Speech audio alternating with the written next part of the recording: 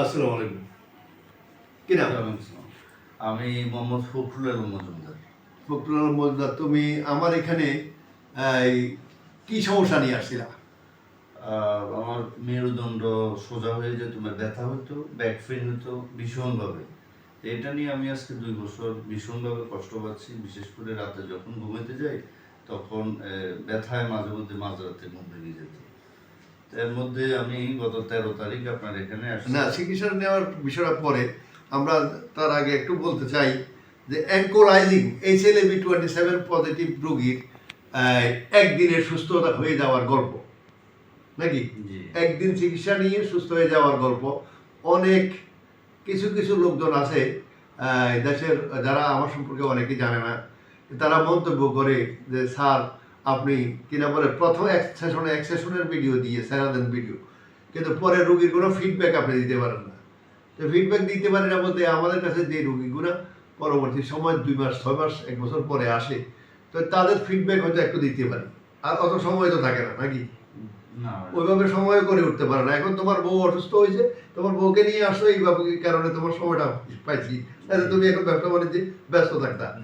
তো এখন বলো যে তুমি একদিন চিকিৎসা নিয়ে যে সুস্থ হয়ে গেলা, তোমার অনুভূতিটা বলো। আসলে এই ব্যাক পেইন নিয়ে কিন্তু আমি ভীষণ ঝামেলার মধ্যে ছিলাম। আমি একটা ব্যবসা করি, তো ব্যবসার খাতিরে অলওয়েজ দোকানে বসে থাকতে হয়, বসে থাকার কাজটাই বেশি। এই বসে থাকাটাই কিন্তু আমার ব্যাক পেইনের আরো বেড়ে গেছিল, বৃদ্ধি পেয়েছিল। তো যাই হোক, আমার ভাগিনা একজন আছে, উনি আপনার থেকে ট্রিটমেন্ট নিচ্ছে। উনি আমাকে ভাগিনা আমাকে রেফার করলো যে মামা এরকম এরকম, আমরা ওখানে যেতে পারেন। তো আমি প্রথম আপনার কাছে আসলাম, এরপরে HLB27 পজিটিভ পাইছি। পাওয়ার পরে আপনার এখানে প্রথম এক সেশন ট্রিটমেন্ট নিছি এবং আজকে 14 দিন হলো।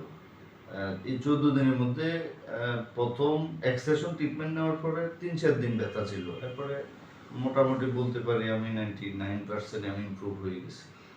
এরপরে থেকে এখন আজকে 13 দিন, এখন আর আমার মেডিসিনও নিতে হয় না, টোটাল কোনো পেইন নেই, একেবারে রিল্যাক্স।